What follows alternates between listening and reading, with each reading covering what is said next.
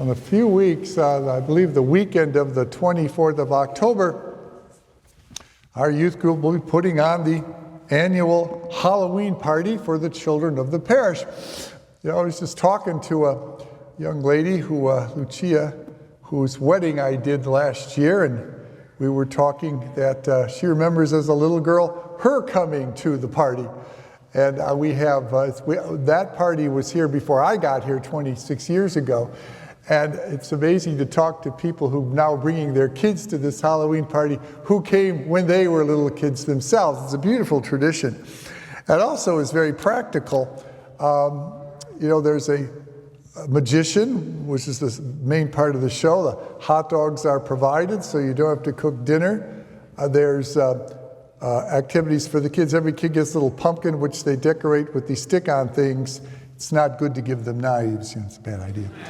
And then, of course, every kid gets a giant big bag of candy. And it's a beautiful thing. Let me tell you why. Because you bring your kid to the party, and then when Halloween comes and it's 40 degrees and raining, and you're trudging out there with your kid, and you're soaking wet, you go to the house, you ring the bell, trick or treat, and they give you an itty-bitty Tootsie Roll. Bloop, bloop. And then you go to the next door. You don't make it by the end of the block before the kid says, I want to go home. Trust me, the party is a great thing to do. But where does that candy come from? That candy comes from all of you. So I'm making my annual appeal for candy. All I ask, it has to be wrapped. Just whatever, it has to be in a wrapper. Okay, that's all. We can't give candy that, bulk candy that you buy at the bulk store that isn't wrapped. Has to be wrapped. But anything else, we'll take it. So just letting you know, bring it by the office and it will be greatly appreciated. Okay. God reveals himself to us in many ways, and one of the ways he reveals himself to us is in the natural world around us. Maybe some of you have been paying attention to this latest telescope they sent out into space. The images are fantastic. I wonder how many of you saw that picture of Neptune. I didn't know Neptune had rings. And it's something that has rings just like Saturn. It was really quite beautiful. We didn't know that. We didn't know that until the new camera was able to show it. And of course, we're seeing pictures of universes beyond ours, different galaxies and stuff. It's really quite amazing. It's one way to think about God's grandeur and his greatness and his creative ability. Another way is happening right now, October, when the leaves change, and we think how beautiful God's making everything look as the cheese to the beautiful yellows and mazes and crimsons and reds, and it really looks very lovely outside. Well, another way God reveals himself to us is in our pets. Yes, in our pets. Let me tell you a story about the pet dog that we got when I was a kid. As you know, I grew up in Canton before it became a subdivision. It was still farms. So we didn't have sidewalks. We had a ditch in front of our house.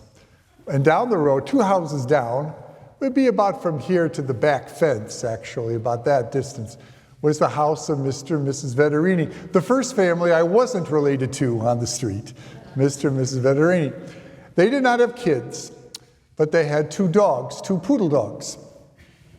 One named Pierre, one named Pepe. Well, Mr. Vetterini decided that 2 dogs was too much. He only wanted 1 dog, and told his wife, let's see if we can pass the dog on to somebody else. Now, she had called my mother before about any interest. My mother really didn't want a pet, but my sisters, I was ambivalent to it. My sisters wanted a pet. Mary and Michelle wanted a dog in the worst way. So they convinced Ma to call her back and say yes. So Mother said yes. So I went with my mom in our old 63 pea green Marauder. Drove it down, because like I said, no sidewalks, just ditches.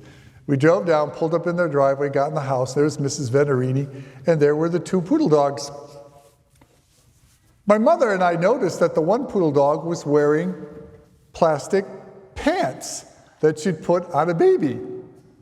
So my mother asked, why is that dog wearing plastic pants? And Mrs. Vetterini says, well, that's Pierre. We've never quite been able to get him housebroken. Well, what about Pepe? Oh, Pepe's housebroken. Which dog would you like? My mother said Pepe. We took the dog, took it home. My sisters were delighted. They now had a dog. And about 3 hours later, Mr. Vetterini came home. Like I say, the house is like from here to the back fence, so you could hear Mr. Vetterini shouting, "You gave away the wrong dog! This one poops all over the lawn." He didn't say poop, but we're in church. He says, "Call her up and switch." Phone rings. My mother picks up the phone. For you kids, it was called a landline. We didn't have cell phones. It was like just one landline. You know. We used to dial. Yeah, I know, young Matthew. You can Google it. They have one at the Henry Ford Museum. Anyway, it rang and my mother picked it up. It was Mrs. Vetterini. "I'm afraid my husband informed me that he was very attached to Peppy. Would you consider switching it with Pierre?" Well, we heard Mr. Vetterini's opinion. And my mother said, "I'm afraid my kids are already attached to Peppy. We can't switch it. They want this dog. Thank you." I was in 5th grade. Throughout middle school and high school, the junior high band and orchestra and the high school band and orchestra had candy sales to raise money. And all those years, Mr. and Mrs. Vetterini never bought a single bar of candy from us ever. But pets are one of the ways that God lets us know that he loves us. He really is. Because, and this is the Feast of the Guardian Angels, and sometimes I think, how do we know that there is a guardian angel around us? And there's probably many ways, but one way I'm convinced is that the guardian angel works through our pets. Because sometimes I can remember, when as a kid, when you're kind of down, things aren't going your way, you feel sad, mother yelled at you about something or whatever. And then in would come Peppy, would just come and jump on your lap, and you're petting the dog, and all of a sudden you start to feel a little bit better. Lifts up your spirits. And in little subtle ways, pets do that for us, don't they? They have a way of making us feel better, especially when things are down. And I think that guardian angels, that's one of the ways I think they work in our lives. So today, of course, with St. Francis's feast day coming up in 2 days, we'll be blessing all of your pets today at 1 o'clock right outside the church.